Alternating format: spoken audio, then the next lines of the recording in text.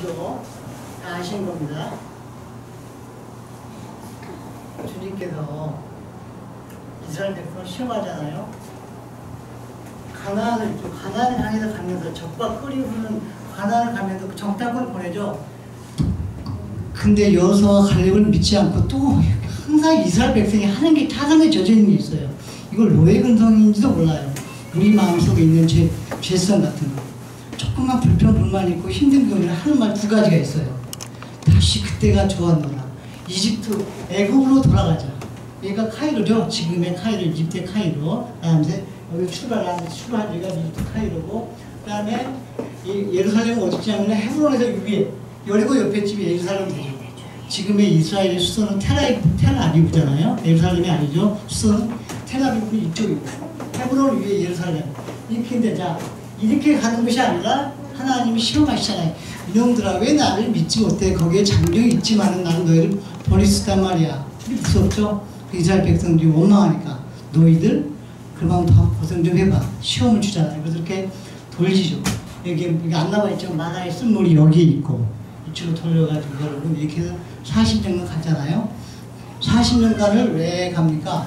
만 20세 이상은 전부 다 장정들은 누구만 빼놓고 여호수아와 갈렙만 빼놓고 모세도 가나안 땅에 들어가지 못하잖아요. 대신에 만 20세 미만의 젊은 청년들은 결국은 가나안 땅을 밟은 사람이 다 많죠. 다는 아니죠. 이 40년 동안 하나님 예수님을 말씀을 지켰던 사람들, 의심하는 젊은이들이 역시 죽었어요. 계속 이스라엘 백성의 그 구약에 보면 패턴이 있어요. 불평, 불만, 죄성, 원망이에요. 하나님 이 계속 바벨론 포로까지 그 반복돼요. 이스라엘 백성. 우리 같으면은 이런 기적들, 그걸 대충 올라가서 이제 지워도 됩니다. 이런 기적들을 보면은 우리는 계속 하나님을 잊어버리지 않고 계속 신뢰할 것 같은데, 이 항상 하나님을 잊어버리고 원망하고 불평불만하잖아요. 이런 게 우리 마음속에 있는 주인의식이 없고 종의식이 있는 거예요. 430년간 이집트에서 종의 생활을 하다 보니까 뭔가 하나님이 주시면 그냥 만족해하고 감사하는 것이 아니라 당연한 거야. 불평불만이 있으면 두 가지 거죠. 돌아와서 다시 이집트로 돌아가자. 또 하나 하는 게 있죠. 종의식이니까. 내가 책임지라는 게 아니라 항상 모세와 아론을 원망해요. 다시 그때가 좋았노라. 이집트로 들어 애굽으로 돌아가자. 그다음에 모세와 아론이요, 너희들 왜 나를 끌고 왔느냐. 자, 불 끄고 올려도 됩니다. 이런 게 이제, 근데 이제 오늘 주제가 뭡니까? 다시 태어나. 자, 여기 한번 볼까요? 우리 구약 보면 이거 많아요.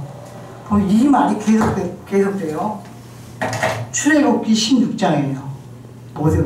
16장 1에 오면은 이스라엘 온 회중이 그 광야에서 모세와 아론을 원망하여 가로되, 우리가 애굽 땅에서 고기 가마 곁에 앉아있던 때와 떡을 배불리 먹던 때에 그때 우리가 여호와의 손에 죽었더라면 좋았을 것을 너희가 모세와 아론 너희가 꼭 외부로 원인을 돌려요. 너희가 이 광야로 우리를 인도해내어 온 회중이 줄여 죽게 하는도다. 그러면서 뭘 먹는 걸 찾아요. 그러니까 하나님 어떻게 하십니까? 긍휼히 마신 하나님 뭘 보내주시죠? 빛처럼 만나와 메추라기를 보내주시잖아요. 당연히 여겨요. 저 그렇게 맛있게 먹어요. 그러다가 이제 보세요. 자, 지금 그건 출애굽기입니다. 좀 한참 이제 걸어가겠죠. 기분 좋았겠죠. 항상 이 사이에 이래요. 백성들이 이제 하나님 좀 돌리시잖아요. 곧바로 가나안 땅에 가는 것이 아니라 그 이유가 있었죠. 거기는 팔레스타인, 블레셋도 있어가지고 이스라엘 백성들이 다시 돌아갈까봐 쭉 40년간 돌립니다. 근데 이스라엘 백성이 유만으로 나와요. 민수기 21장 4절 5절에 보면은 백성이 호르산 아까 보이죠? 왼쪽에서 출발해가지고 호르산에서 출발하여 홍해길을 따라, 지금 이제 수에즈 문화잖아요. 홍해길을 따라 에돔 땅을 우회하였다가 길로 말미암아 백성의 마음이 상하니라. 우리는 그렇게 번역했더라고요. 영어 성경에는 뭐냐면은 참지 못했다, 이런 말이 나와요. 백성의 마음이 상하니라. 여러분들 오늘 성경의 주제하고 관련이 있는데요. 기독교 우리 크리스찬인의 가장 큰 덕목이 한 9가지 되잖아요. 그걸 우리가 뭐라 그래요? 성령의 열매라고 그러잖아요. 사랑과 희락과 화평. 다음에 오래 참음과 자비. 자비는 친절함을 맞아요. 오래 참음, 자비와 양선. 은밀수, 선악. 오래 참음과 자비와 양선. 충성과 온유와 절제. 이게 성령의 열매 9가지잖아요. 우리 그리스도인이 가야 할 성화의 길이잖아요. 근데 물론 다 중요하지만은 여러분들 이 이런 성령의 열매 가운데 어느 게 제일 와닿던가요? 저는 살아보면은 오래 참는 게 제일 중요한 것 같아요. 그리스도인이. 그냥 오래 참는 걸 힘들어요. 뭘 하는 것? 기다리는 것. 무엇을 기다리는 거죠? 내가 열심히 일했는데 왜 돈을 못 버는 거야? 내가 열심히 공부했는데 왜 서울대를 못 가는 거야? 나의 시간, 나의 때를 기다리지 말고 참는 게 그래서 쉽지 않죠. 오래 참음과 기다림. 무엇을 기다리는 거예요? 좋아, 내가 돈 벌고 싶어요. 기다려야죠. 열심히 일했으면은. 하나님의 시간과 하나님의 때를 기다리는 것. 이게 저는 성령의 열매, 우리가 사는 중생의 열매 같아요. 근데 여기 나와요. 이스라엘 사람들이 마음이 상한 게 아니에요. 오래 못 참으니라. 바로 엊그저께 이집트에서 하나님이 등장해가지고 10가지 재앙을 주면서 이집트의 그 신들, 이집트는 신이 약 한 800개가 있다 그러죠? 이집트 알죠? 가보시니까 한 800개의 신이 있어요. 그 나무로 만들어가지고 뭐 만든 신들. 그리고 이집트는 다신교잖아요. 그 신들을 만들 신들이 아니죠. 우상이죠. 하나님이 10가지 재앙을 통해서 그래 내가 바로 I am who I am. 하나님 모세한테 얘기한 하나님 당신 누구세요? 나 야훼니다. 야훼란 말이 무슨 말이에요? I am who I am. 나는 우리나라를 번역을 너무 멋있게 잘했어요. 나는 스스로 있는 게 아니라 나는 어디에서 출마한 게 아니라 나는 엄마의 모태에서 온 게 아니라 하늘에서 온 게 아니라 나는 내가 바로 모든 것의 시작이고 기본이다. I am who I am. 이 지구상에 나밖에 신이 없어. 그걸 보여줬잖아요. 10가지 재앙을 통해서 잊어버려요. 그때는 또 그런가 보다 하다가 이스라엘 백성들 그래서 끊임없이 주는 게 불평불만이잖아요. 내부에 거듭남, 정생이 없으니까. 이게 볼까요? 민수기 21장 5절 이렇게 많은 기적을 우리는 이런 기적 보면은 평생 잊지 못할 것 같아요. 근데도 다 보세요. 사실 우리 마음에도 죄성이 있어요. 우리 삶을 돌아보면 내 사는 것 자체가 정말 저는 그러더라고요. 제가 한 게 아니라 하나님의 기적을 너무 많이 베풀어 주는데 잊어버려요. 자꾸. 뭐 밀도 기도의 아버지 조지 밀러 5만번의 기도의 응답을 받았다고 하는데 저도 못지않게 받은 것 같아요. 하나하나 실제로. 감사한데 여기 민수기 21장 5절 백성이 하나님과 아까 지금 무슨 축복을 받았었죠? 만나면 매출하기 축복을 받았잖아요. 민수기 21장 5절 하나님 백성들이 또 하나님과 모세를 향하여 원망하여 가로되 어찌 우리를 애굽에서 인도해내서 이 광야에서 죽게 하는가? 이곳에서는 먹을 것도 없고 물도 없더라. 우리 마음이 이 하찮은 음식을 이제는 하찮은 음식을 버렸어요. 매출하기와 만나가 이 하찮은 음식을 싫어하느라. 그러니까 하나님 뭐 하세요? 열이 받으시잖아요. 공의 하나님이 뭘 보내요? 불뱀을 보내잖아요. 그 불뱀을 쫙 보내요. 그러니까 이제 많은 하나님께 또 오망이 사람 죽어가잖아요. 그러니까 또 어때요? 또 순간적으로 회개하고 주님한테 잘못했습니다 하니까 뭐죠? 무슨 뱀을 세우죠? 우리 본문에 나오는 녹뱀을 세우잖아요. 이게 중요한 상징적 의미가 있어요. 그래서 모세가 뭐라 그래요? 얘들아, 자, 우리 백성들아, 지금 굶은 좀 뭐야? 너희들 불뱀의 독인가요? 불뱀이 물어서 이제 죽어가지. 그런데 너희들 가까이서 안 봐도 괜찮아. 멀리서도 이 여기에 달려있는 녹뱀을 보면은 살 거야. 아까 쳐다보기만 해. 단순히 쳐다보기만 해. 믿기만 하면 너는 살아. 루터가 뭐라 그랬죠? 그런간에 또 우리 현대인도 그래요. 이성이 발전해요. 뭐지? 뭐가 이런 치명적인 뱀인데 어떻게 이게 쳐다보면 살아? 안 쳐다보면 죽어요. 예수님도 들어 올렸자 십자가에. 우리가 하나님을 예수님을 십자가인 예수를 믿기만 하면 천국 가는데 영생 가는데 똑같아요. 이스라엘 백성들 다 쳐다봤나요? 쳐다봐서 멀리서 괜찮아요. 가까이 교회 안 나와도 괜찮아. 예수님을 믿으면 그걸 모으면은 구원을 받는데 역시 이성이 동원해요. 그래서 루트가 그런 말을 했어요. 믿음의 적은 이성이라고. 우리는 논리라고. 에이 무슨 그 뱀을 쳐다보면 이건 치명적인 뱀인데 쳐다보는 사람 다 낫잖아요. 우리가 예수님을 저 십자가에 달린 예수님을 내 피를 위해서 계속하신 그 사실을 믿기만 하면 사는데 우리는 안 믿어요. 뭐 그걸 믿어 사람 정죄들 많은데 근본적인 중생이 뭐예요? 외적인 변화만이 아니고 내적인 변화. 중생의 삶을 사는 것이 이래서 중요합니다. 우리가 하나님을 잊어버리고 잃어버린 것이 아니라 중생을 뭐라 그랬어요? 유명한 조지 휘필드라고 아세요? 18세기가 1710 몇 년이죠. 18세기에 미국의 대각성운동 그레이트 어웨이커니스. 그냥 너희들 미국 백성들이요. 그래서 미국의 장로교가 번영했잖아요. 우리 소원이가 거기 갔잖아요. 장로교 본부장, 북장로교가 있고 남장로교가 있는데 아무튼 우리는 장로교 혜택을 받아 했는데, 자, 하나님이 분명히 그랬습니다. 우리가 믿기만 하면 되는데 이걸 믿지 않냐 하고 중생의 삶을 살지 아니했을 때 이런 벌 나오는 거죠. 자, 본문을 한번 봅니다. 보면은 이제, 자, 오늘 주제가 니고데모의 중생이에요.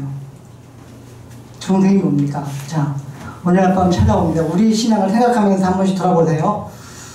그 당시 예수님이 공생의 삶을 살아갔을 때 니고데모가 찾아와요.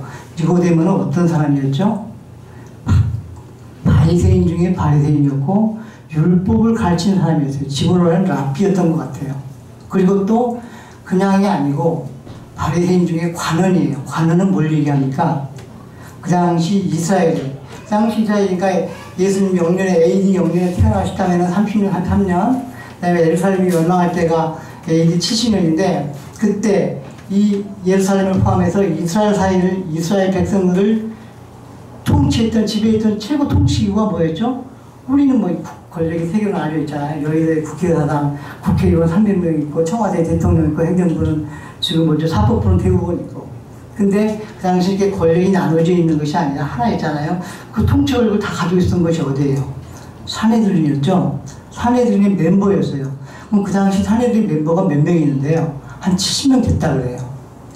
대부분의 사내들인의 구성원은 바리새인이 아니고 사두개인인데, 이 바리새인이었던 니고데모도 사내들인의 구성원이었어요. 그만큼 정치 권력도 있었고 율법 지식도 뛰어났던 이 사람이 밤에 찾아옵니다. 자, 잠깐. 그러면 그 당시 유대 사회의 구성을 볼까요? 그 당시 이스라엘 사회가 어떻게 몇 개의 계층으로 이루어져 있죠? 한번 피라미드를 생각해 보세요. 제일 계층에는 헤로드 왕이 있을 테고, 두 번째 계층은 뭐죠? 이 사람들이 주로 로마와 그 당시 이스라엘은 로마의 식민지였잖아요. 로마 권력과 아부하면서 뭐예요? 사내들이 대부분을 구성하고 있었죠. 70명은 누구의 바로 유명한 사두개인. 예루살렘에서 성전을 집행했던 대제사장을 포함해서 장로들이 대부분 사두개인 출신들이에요. 그런데 얘들은 AD 70년에 로마가 예루살렘 전을 멸망시키잖아요. 그래서 예루살렘 성전을 중심으로 해서 예배를 드렸던 사두개인들 사실상 이스라엘 사이에서 사라지기 시작해요. 근데 주로 서민 유대인들한테 가장 큰 영향을 미친 사람이 누구예요? 바리새인들이죠. 그 당시 바리새인이 몇 명 정도? 한 600명이 됐다 그래요. 6,000명 정도 됐다고 합니다. 한 6,000명 정도. 이 사람들은 바리새인들은 어떤 사람들이에요? 어떻게 우리가 존경해야 될 사람이에요? 뭐냐면 바리새인들은 성경에 약간 부정적으로 많이 나오지만은 바리새인들은 주로 뭐예요? 철저하게 토라, 아주 모세오경, 창세기부터 신명기 토라, 율법을 연구하고 그 말씀을 생활 속에서 실천했던 사람이에요. 철저하게 자기 성민의식이 있어가지고. 그래서 오늘 세 가지 유명한 바리새인은 세 가지 유명한 생활 습관이 나오죠. 자기 바리새인들끼리만 식사하고 어울리잖아요. 일주일에 반드시 2번은 금식기도 하고, 월요일날 목요일날. 그리고 반드시 11조를 생활하고. 그래서 유대 백성들은 바리새인이 온다 그러면 한 6,000명 된다 그랬죠. 바리새인이 온다 그러면 그렇게 인정을 했다 그래요. 저 사람들은 구원받은 사람들, 그만큼 믿음이 보는 사람들이란 말이에요. 실제 또 말씀대로 살려고 했던 사람, 이 율법사 중에 이 율법을 가르치고 있던 사람이 바로 니고데모였죠. 근데 왜 우리 성경에서는 이 바리새인들을 비판하죠? 가장 중요한 것은 이 바리새인들, 점점 이 바리새인들이요, 뭐예요? 바빌론에서 멸망당했을 때 점점 이제 무엇을 기다리고 있었죠? 메시아를 기다리고 있었잖아요. 근데 뭐예요? 예수님이 이 땅에 오셨어요.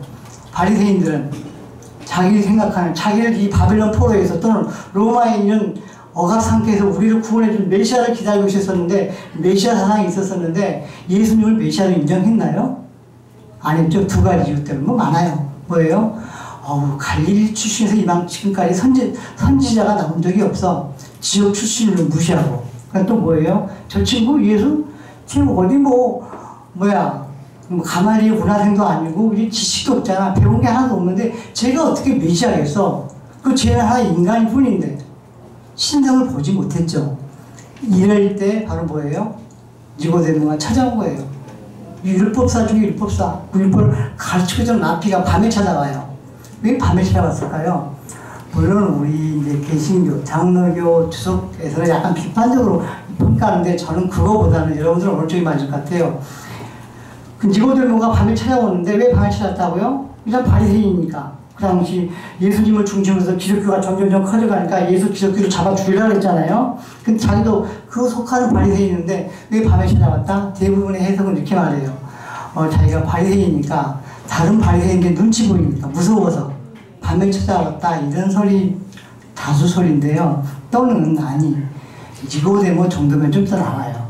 니고데모 정도면은 그 당시 랍비들은, 토라를 연구했던 이 사람들은 습관이래요. 그 랍비들은 밤늦게까지 구약 율법을 하나님 말씀을 계속 연구하고 토론하고 묵상하는 게 습관이 있습니다. 그 랍비는 밤늦게까지. 그래서 이분이 밤늦게까지 말씀을 계속 연구하다가 찾아오잖아요. 밤에. 그래서 이 사람이 달라는 눈이 무서워서가 아니라 밤까지 주의 말씀을 구약을 연구하다가 의심이 나니까 연구가 안 되니까 뭔가 문제가 생기니까 예수님한테 대화를 하게 찾아왔다. 이런 말이 나와요. 그리고 여기서 밤은 아직 니고데모가 예수님의 신성을 아직 보지 못한 상태, 그의 영적 상태를 상징한다. 그것도 맞는 것 같아요. 아무튼 지금까지 니고데모는 바리새인이니까 예수님의 인간성을 인정했죠. 찾아왔어요.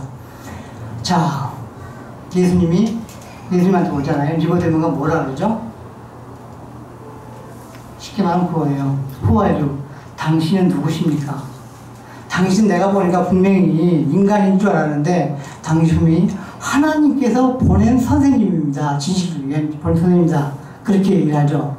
하나님께서 뭐라고요? 인간이 아니라 저기 갈릴리에서 난 인간이 아니라 하나님께서 보낸 선생님이십니다. 왜? 보니까 당신 보니까 병도 고치지, 물을 포도주로 만들지, 오병이요. 병자가 떡병자. 어느 고기였자죠. 5개의 떡과 2마리의 고기로 수천 명을 살리지, 혈루병 병자를 고치지, 이렇게 하니까 당신은 분명히 신적인 성격이 있습니다. 이렇게 외치잖아요. 그러니까 예수님이 뭐라고 대답을 해요? 대답이 또 재밌어요. 그럼 나 같으면, 그래, 나 신이다, 하나님이다? 또, 그래, 맞아, 난 인간이 아니야. 이게 아니라, 뭐라 그러죠? 진실로.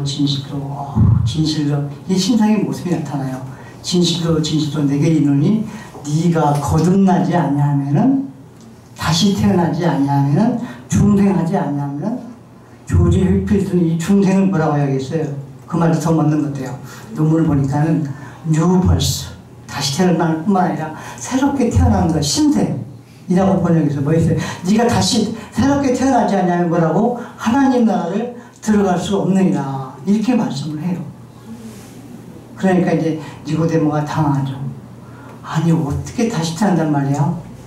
조지 휘필드는 이 다시 태어난다는 것은 새로운 내적인 변화, 유명한 너희가 그리스도 안에 있으면 새로운 피조물이라. 보라, 이전 것은 지나갔더니 새로졌다. 이 말씀을 인용하면서 뉴버스로 했단 말이에요. 그러니까는 하면 예수님이 다시 태어나지 아니하면은, 그러니까 이제 니고데모는 황당하죠. 나처럼 어른이 어떻게 다시 태어난단 말이야? 엄마의 모태로 돌아가란 말입니까? 그러니까 예수님이 드디어 이제 오늘 설교의 말씀의 주제, 네가 중생하지 않으면 뭘로? 물과 성령으로 거듭나지 않으면 하나님 나라를 볼 수 없고 들어갈 수 없다. 뭘로? 물과 성령으로 거듭나지 않으면. 왜 물과 성령이 되나요? 물론 이제 이걸 분리해서 물과 성령은 다른 것이다. 아니요. 대부분은 우리 장로계 해석에서는 물과 성령은 알다시피 세례를 의미하죠. 물은 제주신 한번 읽어볼까요? 물과 성령으로 거듭나지 않으면, 제가 한번 여기서 에스겔서에서 나오는 구약적인 배경, 물과 성령이 뭐냐고 한번 천천히 들어보세요. 에스겔서 36장 25절. 원래 구약에서는 물과 성령으로 거듭난다는 이런 배경 말씀은 없어요. 다만 물의 의미를 이렇게 해석해요. 제사장들이 제사 지낼 때 맑은 물을 너희에게 뿌려서 너희로 정결하게 하되 곧 너희 모든 것에서 모든 우상 숭배에서 너희를 정결하게 할 것이며, 그 다음에 이제 무슨 얘기가 나오네요. 중생, 거듭남, 새롭게 태어남, 새로운 일종의 생명의 원리가 있는 것, 성령이 내 안에 들어오는 것, 나와 하나님과 성령과 신비한 연합을 이루는 것. 제가 좋아하는 말 중에 하나가 이거예요. 하나님과 기도 가운데 신비한 연합을 이루는 것 나오죠. 또 새 영을 너희 속에 두고 새 마음을 너희에게 주되 너희 육신에서 중생의 몸입니다. 굳은 마음을 제거하고 부드러운 마음을 줄 것이며, 네가 이렇게 거듭나지 않으면 하늘 나라에 못 간다? 당황스럽죠.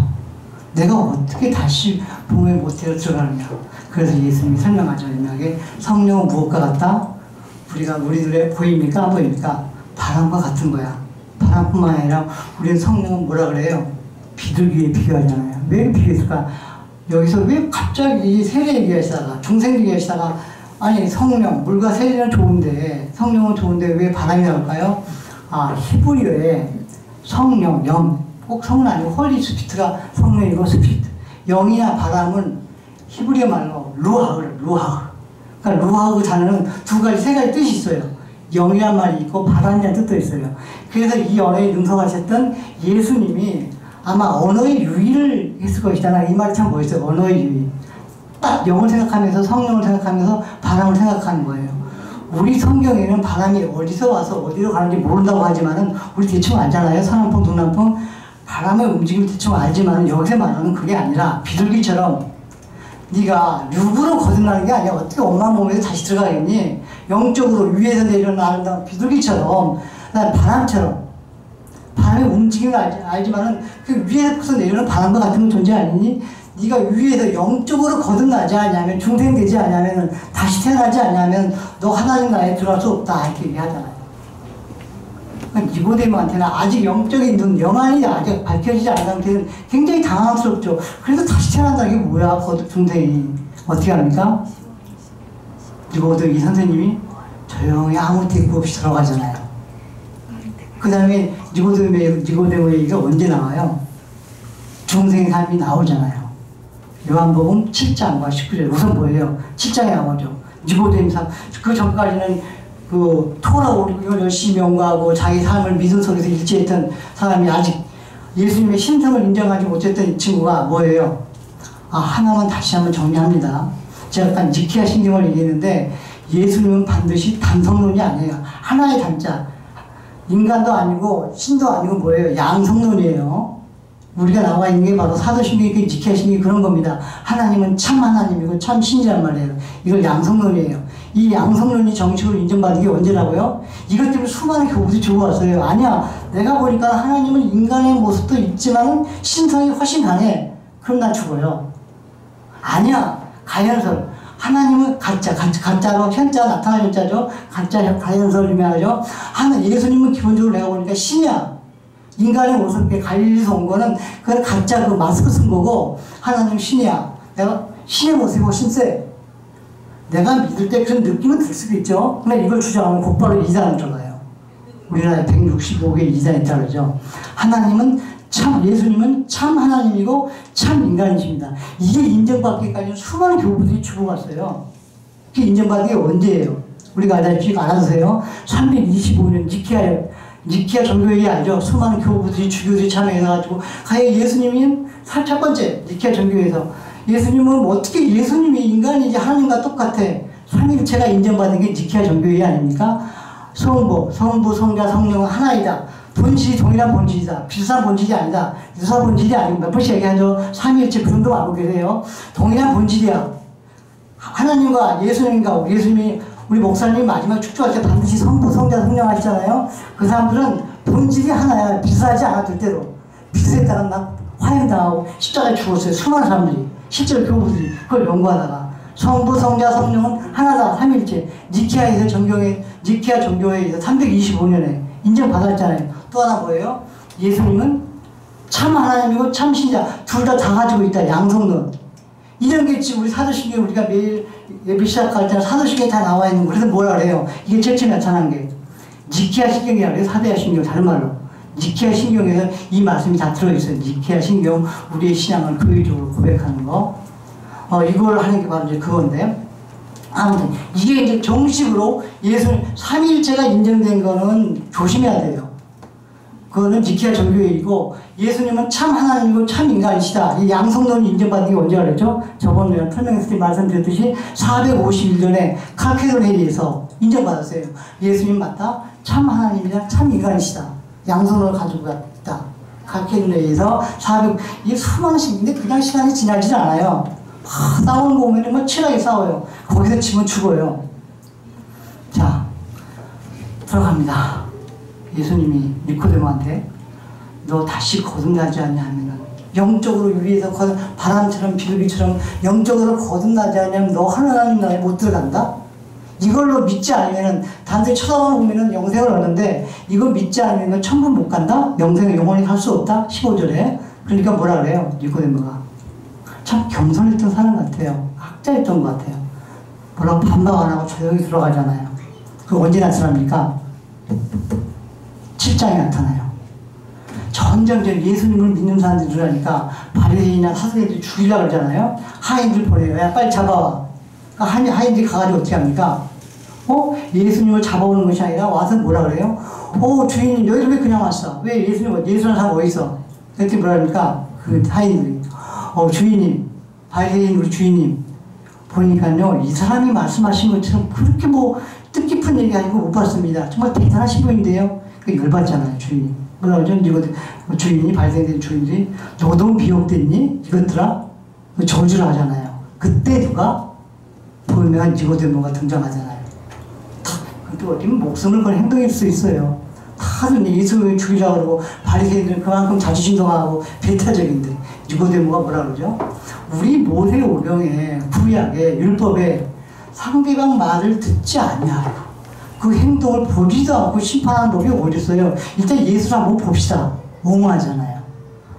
니고데모가 드디어 성화의 길을 가고 이걸 어떤 신학자는 점진적 회심이라고 해요. 원래 회심은 한 번에 이루어지는데 점진적 회심이라고 뭐죠? 니고데모가 변하기 시작해요. 예수를 인정하기 시작하는 거잖아요. 그 전에 몰랐다가 밤에 와서 내가 좀 신성이 있어. 영적으로 거듭나 의심하다가 뭐라고요? 이제 확신을 가진 거죠. 눈이 커진 거죠. 아니에요. 예수 일단 만나보세요. 대화 좀 해보세요. 여담을 한번 해볼까요? 라틴에 유명한 말이 있어요. 아우디 알트람. 아우디란 말 알죠? 아우디 알트람. 아우디가 뭐예요? 듣다. 아우디 알트람. 알트람이 양쪽 올. 너는 우리가 어떤 재판을 할 때, 뭘 평가를 할 때, 판단을 할 때 반드시 양쪽을 들어야 돼요. 유명한 법원이라고요. 법원. 법적인 속담이에요. 아우디 알트람. 어떤 사건에서 반드시 양쪽을 들어봐라. 저도 이것 때문에 많이 실수한 적이 있었어요. 제가 다니는 학교가 국제학교잖아요. 좀 영리한 애들이 와요. 어떤 사건쯤에는 보면은 너무 책도 많이 보고 공부도 많이 해서 자기가 다 잘했다는 거예요. 실제 보면 그런 것 같아요. 말이 워낙 잘하니까. 근데 보면은 상대방 데려오면은 걔가 또 자기가 다 잘했다는 거예요. 반드시 아우디 알트라. 그냥 뭐죠. 니고데모가 천천히 시작을 합니다. 자, 우리 바리새인들 일단 그러면 이 사람 심판하기 전에 먼저 들어보고 그 행한 것 좀 보자. 여기 한번 나타나잖아요. 니고데모의 두 번째 회심의 모습이 나타납니다. 성화의 모습, 예수님의 모습이 점점 들어가는 모습이 드러나요. 마지막에 언제 등장하세요? 언제 등장해요? 니고데모가 예수님이 십자가에서 돌아가실 때 등장하잖아요. 그죠? 뭐예요? 십자가에 다 올리니까 누가 다 도망가죠? 제자들이나 사인은 무서워서 도망가니까 누가? 십자가에 달려있는 예수님 보기에도 끔찍하시겠죠? 근데 누가? 바로 니고데모가 이때 등장하잖아요. 예수님의 시신을 몸을 내려가지고 거기다 뭐하죠? 향유를 붓고 에봇으로 쏴가지고 삼배로 쏴가지고 바로 뭐예요? 예수님의 시신을 정결례를 행하잖아요. 누가?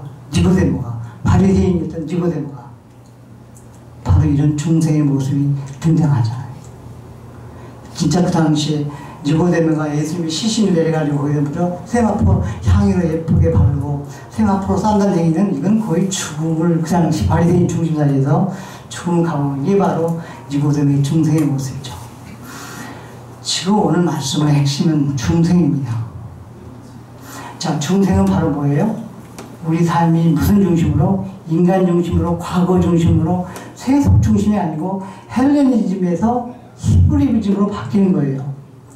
지금 우리 서원이가 어디 갔어요? 미국의 보스턴 대학교하고 고등콘을 갔잖아요. 내가 공부하고 싶었어요. 뭐예요? 보스턴에 가서 일반 철학을 연구해요. 그게 바로 헬레니즘이에요. 헬레니즘이 뭐냐면 알다시피 인본주의, 인간의 이성주의고, 히브리즘은 신본주의예요. 복음주의라는 거, 하나님 중심이라는 것. 고등 코넬에서는 신본주의, 당연히 복음주의를 가르치겠죠.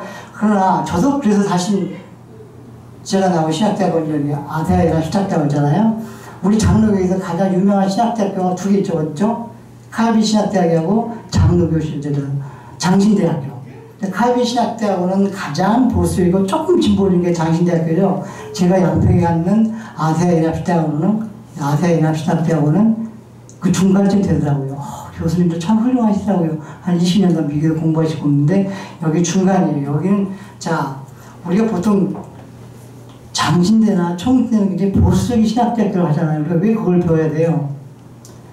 보수적이라는 의미는 나쁜 의미가 아니에요. 뭐예요? 인본주의가 아니라 헬레니즘처럼 그리스 철학적 인본주의가 아니라 신중심, 복음중심, 말씀중심, 교황이나 전통중심이 아니고 모든 걸 성경으로 해결하라. 이런 복음중심을 연구하는 것이 바로 총신대학교고 장신대학교예요. 거기다 목사님들 우리가 많이 장로교에서 이제 하잖아요. 근데 바로 서원이가 간 것이 바로 뭡니까? 이 헬레니즘, 기본적인 그리스 철학 알죠? 그리스 철학들을 아리스토텔레스부터 해가지고 플라톤, 이런 헬레니즘에서 모든 철학의 근본이 되는 신학을 연구하러 지금 고등 코레를 갔잖아요. 정말 보고 싶어요. 그죠? 여기서 여기 서가지고 설교하는 또 언젠가는 오겠죠. 바로 이런 겁니다.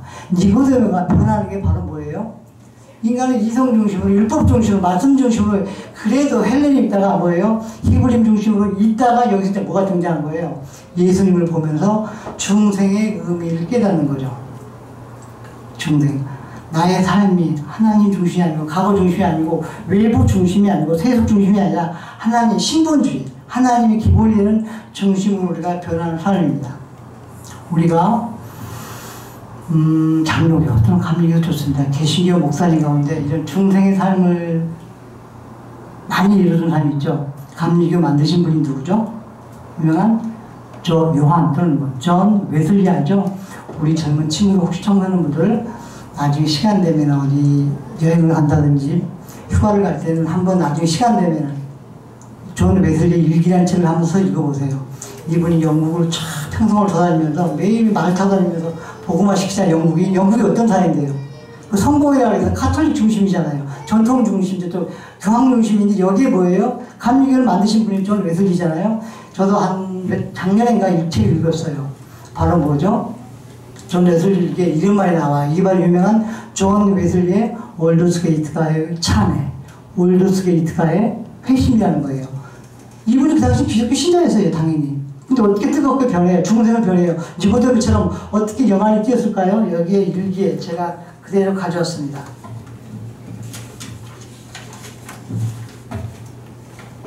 이 글은 1738년, 그 당시 이제 웨슬리 목사님이 막 그냥 영국 사회, 그 개톨릭 문화가 많은 상태에서 장로교, 감리교를 전파하면서 매일매일 다니시더라고요. 정말 대단하시더라고요. 그 책이 그렇게 막 뜨겁거나 감동적이지 않아요. 매달 일기이기 때문에. 존 웨슬리 일기에 나온 겁니다. 거기 나와요.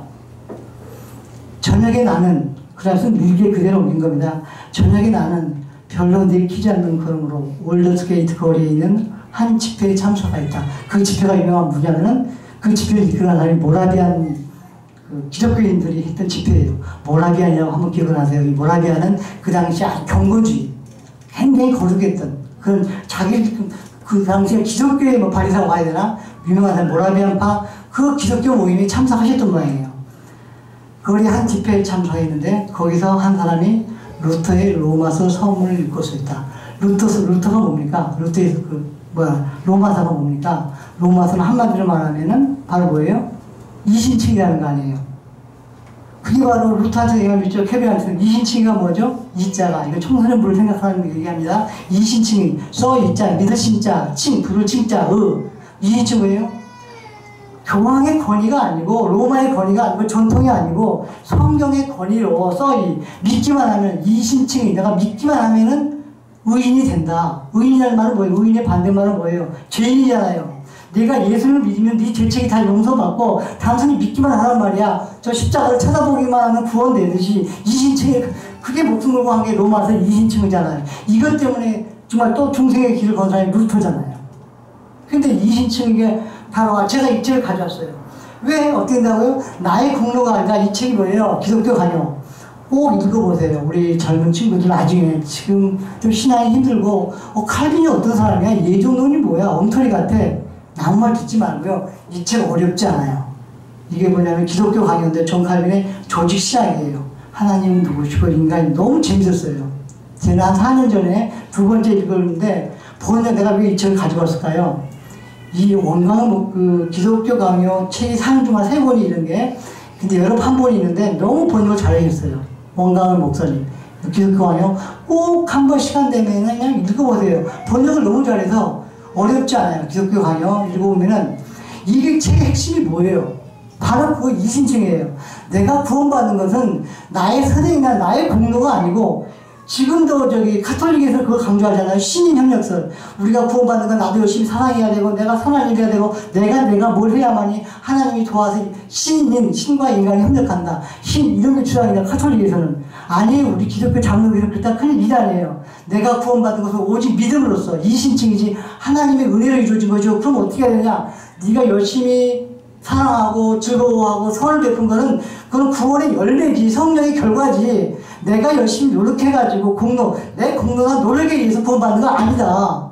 이게 너무너무 아주 그냥 욕을 할 정도로 비판해야 해서 카톨릭을 또 심할 정도로 꼭 읽어보세요. 기독강이요. 원광의 목사님 쓴 책. 이게 바로 그거예요. 내가 중생이 된 거는 그거잖아요. 구원의 사정을 오늘 못하겠는데 내가 은혜 받는 거 내가 구원받는 것은 내가 열심히 교회 나와서 내가 누구한테 봉헌해야 되는 게 아니라 그건 결과일 수 있고 하나님이 나를 도와주셔야 은혜를 일방적으로 베풀어가지고 이신층이 믿기만 하는데 이 성경 하나는 보란 말이야. 바로 강조한 거죠. 근데도 존 웨슬리 목사님이 이 말씀이 안 와닿는 모양이에요. 저처럼. 저는 중생 신앙이 뜨거운 종이한 말들 많이 기억나는데 중생하니까 이거 설교 준비하면서 무슨 말이 생각나면 우리 남 목사님이 주신 말씀이 생각이 나요. 그런데 소명이라고 하잖아요. 새로운 삶이 거듭나기를 부르잖아요. 내가 누구 좋아하다 엄마 따라서 교회 왔어. 왼쪽 소명. 정말 성령님이 계신 것 같이 뜨거워. 왼쪽 소명이라고 그래요. 유일한 소명. 제가 한 2014년이에요. 신학대학원 제가 대학교에서 강의도 하고 사람과 바쁜데 우리 백 목사님이 꼭 신학적으로 한번 제가 반드시 아까 얘기했지만은 철학을 제가 경제 철학을 대학교에서 강의하니까 신학을 언젠가는 하고 싶었어요. 의심나는 것도 많았고. 그런데 어제 우리 백 목사님이 꼭 가라 그래가지고 아세아가 신학대학을 갔거든요. 너무 꿈같은 시간이죠. 3년간. 근데 야간이에요. 저는 아침형 인간이거든요. 그래서 이제 몸도 건강에 뒷받침이 될까. 왜냐하면 내가 늦게 시작을 하니까 이러다가는 한 번이라도 병이 나면 저는 끝까지 신학대학원 졸업할 힘이 없더라고요. 근데 마침 신학대학원 돼가지고 이제 그래서 가야겠다. 야간에 가라 했더니 그때 남 목사님이 저한테 문자를 보내주셨어요. 평이 잊지 못하는지 뭐죠? 어떻게 그 말을 보내주셨는지 몰라요. 하나님의 부르심에는 콜하는 데는 하나님의 소명에는 후회하심이 없습니다. 지금도 찡하더라고요. 고민할 때 있어요. 내가 굳이 신학대학원 왜 가야 되나? 그냥 책만 읽고 하면 안 될까? 지금도 기억나요. 부르심이죠. 하나님의 부르심에는 후회함이 없습니다. 이게 무슨 얘기야? 참 많이 맞았습니다. 아마 올드스게이트가의 뭐죠? 존 웨슬리 목사님이 이런 기분이었을 것 같아요. 그냥 신앙생활 하는데 이렇게 나오죠? 자, 한번 읽을게요. 저녁에 나는 별로 내키지 않는 걸로 올드스게이트가의 거리에 있는 한 집회에 참석하였다. 거기서 한 사람이 루터의 로마서 소문을 읽고 있었다. 9시 15분경에 그가 그리스도 안에 있는 믿음을 통해서 이신층의 믿음을 통해서 하나님께서 마음의 변화를 일으키시는 일을 설명하고 있을 때 나는 내 마음이 이상스럽게 유명한 올드스게이트가의 중생이죠. 뜨거워짐을 나는 느꼈다. 나는 내가 그리스도를 신뢰하고 있다고 느꼈으며 이제 듣겠나 보죠. 나는 그리스도를 믿고 있다고 느꼈으며 구원을 위해 다만 그리스도를 믿기만 하는 다만 그리스도만 믿고 있음과 그 이후에 주께서 나의 죄를 아니 나의 죄까지도 다 거둬가지고 나를 죄와 사망의 법에서 건져주셨음을 믿는 확신이 나에게 주어졌다. 확신이. 존 웨슬리 일기 1738년 5월 24일 지금 만용되죠. 이 말씀을 정리합니다. 여기 성공교회 조혁이 목사님의 수표집에 내가 봤어요. 한 20년 전에 얘기했던 거예요. 어느 날 한 우리 개신교 장로교회 가장 유명한 목사님이라니까 여러분도 다 아실 거예요. 장로교회 유명한 목사님이 찾아오셨대요. 조혁이 목사님한테 와가지고 깜짝 놀랐대요. 한 번도 그리고 없었었는데. 그런데 그 장로교회 아마 큰 교회에 목사님 오셨는데 딱 조혁이 목사님 방에 와서 우리 장로교회 목사님이 무릎을 탁 꿇더래요. 그래서 조혁이 목사님도 당황해가지고 워낙 유명하신 목사니까 같이 무릎을 꿇었대요. 저희 방에서. 그런데 그 장로교회 목사님이 지금 다 소천하셨겠죠. 그 우리 장로교회 목사님이 내가 지금까지 설교를 하고 있는데 옛날과 달리 이제 설교에 뜨거움도 없고 물론 이제 성도들은 모르겠지 뜨거움도 없고 이런 게 없는데 내 스스로도 설교가 그냥 계속 이어지는 단순한 설교 같기도 하고 뭔가 성령의 어떤 가치와 감동 감화가 없는데 어떻게 해야 될지 모르겠습니다. 그냥 평범하게 이루어집니다. 그래서 제가 답답해가지고 제 설교에 제가 만족하지 못해서 우리 교회에 허락을 받아가지고 미국에 가서 안식년을 가고 싶다고 왔던 거예요. 한 1년간 안식년 하면서 성령 자기 신앙을 재충전하고 싶다고 그래서 조영기 목사님이 같이 무릎을 꿇었대요. 꿇어가지고 뭐라 아마 몇 시간 동안 같이 울면서 기도했대요. 그 목사님을 위해서 저희를 위해서. 그러면서 그 목사님이 일하면서 몇 시간째 같이 울고 계속 기도하면서 서로의 신앙을 위해서 기도했다고 그래요. 나중에 그분 수필에 그분이 미국에 갔는지 어떤지는 모르겠지만 연락은 없었다. 우리의 삶도 그러잖아요. 어찌 보면은 유진 피터스 목사, 목회자의 소명이라는 책 한번 목사가 아니고 읽어봐도 좋습니다. 유진 피터스 목사. 목회자의 소명의 이름이 나와요. 목회는 믿음은 화려한 것이 아니고 요나가 가고자 했던 다시스는 원래 하나님이 니네로 가라 그랬잖아요. 다시스는 거짓이다. 대부분의 믿음은 대부분의 목회는 헛간을 치우고 외양간을 청소하고 거름을 뿌리고 잡초를 뽑는 일과로 이루어졌다. 우리는 이러는 과정에서 주님을 만나고 성령의 임재를 경험한다. 이분도 자기 교회를 3번이나 떠나려고 했어요. 우리의 삶도 나의 시간이 아니고 제가 많이 강조하죠. 나의 시간이 아니고 나의 때가 아니다. 정말 오래 참으면은 주님의 시간과 주님의 때가 올 것이고 우리의 신앙도 보이지 않는 과정에서 점점점 성숙해지고 강해지는 여러분의 신앙이 될 겁니다. 감사합니다.